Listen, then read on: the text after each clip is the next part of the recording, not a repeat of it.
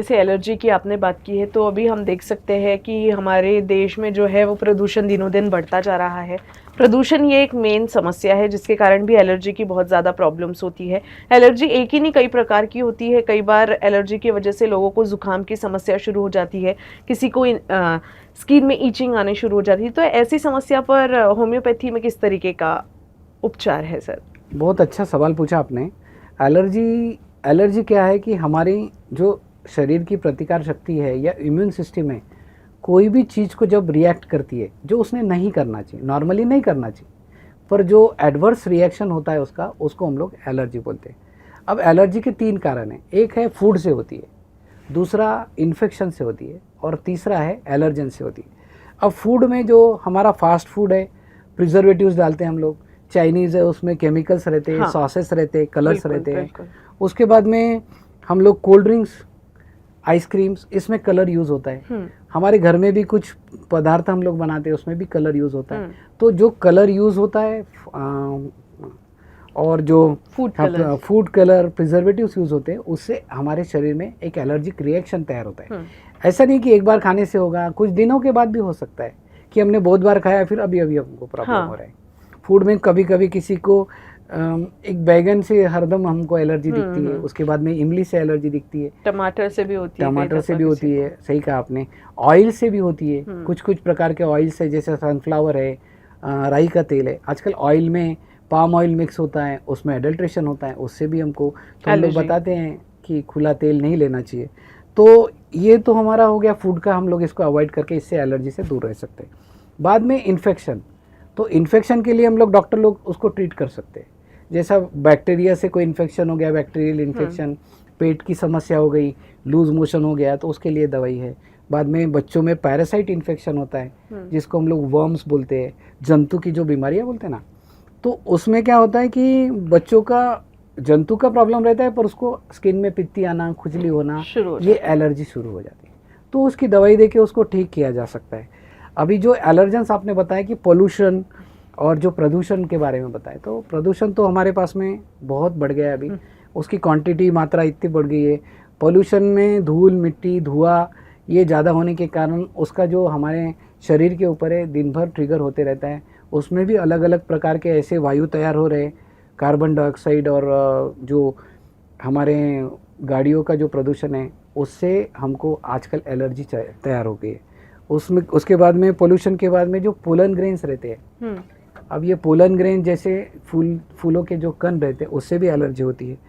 Pets रहते हैं हमारे घर में, तो पेट्स में जो पालतू पशुओं के जो बाल रहते हैं, वो भी हमको एलर्जेंस रहते हैं, उसको हम लोग डेंडर कहते हैं। कुछ प्रकार के ड्रग्स है, ड्रग्स में फिक्स ड्रग रिएक्शन आपने सुना है। तो ये क्या होता है कि हमने कुछ सुनते हैं कि कभी किसी ने दवाई ले ली है, उसको रिएक्शन हो गया, कभी कभी जानलेवा हो सकता है, तो ये एलर्जी है।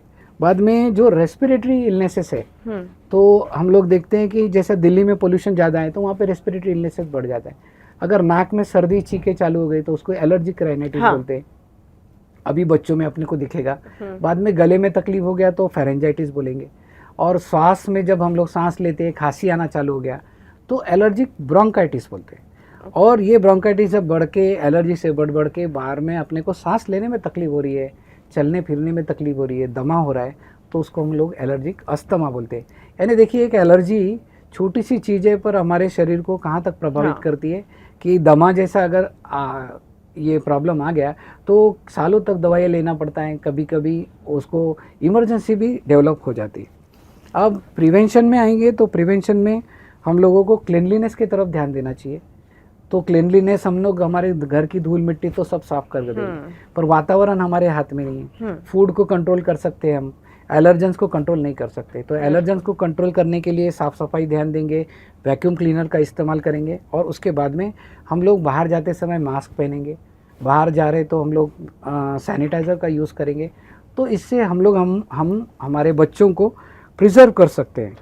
डाइट, एक्सरसाइज और योगा, इससे हमारी इम्यूनिटी बढ़ेगी। और आखिरी में बताना चाहूँगा कि होम्योपैथी से हम लोग पहले तो डिटेक्ट करते हैं एलर्जी से क्या है, डिटेक्ट करने के बाद में उसके लिए काउंसलिंग करते हैं, उसको कैसे अवॉइड किया जाए। बाद में दवाई दे के उसकी इम्यूनिटी बढ़ाते हैं, और रेजिस्टेंस पावर बढ़ने के साथ साथ जो चीज़ से उसको एलर्जी, उसके हिसाब से दवाई दी जाती है। और इसके साथ में ट्रीटमेंट और क्योर करते हैं। सर, जैसे कि हम देख रहे हैं कि दिनों दिन बीमारियां बढ़ रही है, तो इन बीमारियों के बीच आपका सामाजिक कार्य जानना चाहूँगी। अभी जिस प्रकार से बीमारी बढ़ रही है और ख़ासकर होम्योपैथी में हमको ज़्यादा चैलेंजेस है, क्योंकि हमारे पास में जो पेशेंट आता है वो थक हार के आता है। तो इसलिए हम लोग जो सोशल आजकल अवेयरनेस कर रहे हैं, तो कैंसर के लिए हम लोग पेशेंट अवेयरनेस कर रहे हैं, कैंसर का रोग निदान कैसे करने का और लोगों को जागरूक करने का प्रयास कर रहे हैं। तो सोशल कॉज में हम लोग देख रहे हैं कि कैंसर अवेयरनेस है और कैंसर के ऊपर होम्योपैथी में रिसर्च के लिए हम लोग रिसर्च सेंटर से अटैच हैं। और मेरे क्लिनिक में संडे टू संडे हम लोग कैंसर पेशेंट को फ्री में ट्रीटमेंट, फ्री में कंसल्टेशन देते हैं। तो अभी हम लोग कैंसर ठीक करने का दावा नहीं करते, पर जिसको कैंसर हो गया है, एक्टिव फेज़ में नहीं है, अभी रिकरेंस नहीं होना चाहिए, उनके और बहुत सारे प्रॉब्लम्स रहते हैं। इसको एड्रेस करने के लिए हम लोग कैंसर के लिए एक संडे रखा है, जिसमें हम लोग फ्री मेडिसिन, फ्री दवाइयाँ देते हैं और पेशेंट को रिकरेंस ना हो, काउंसलिंग हो। और अभी कैंसर के बारे में फ्री अवेयरनेस के बारे में हम लोग गुटखा, तंबाकू और ये जो खर्रा है, इसके बारे में लोगों को अवेयर करते कि आपको इसको बंद करना चाहिए। और ये प्रूफ हुआ है कि इससे कैंसर के चांसेस बढ़े हैं। आजकल बीमारियों में सबसे टॉप लेवल में कैंसर की बीमारियाँ हैं, एलर्जी की बीमारियाँ है। इसके बारे में हम लोग काउंसलिंग, छोटे छोटे टॉक शोज़ लेते हैं और जिससे हम लोग अवेयरनेस करते हैं।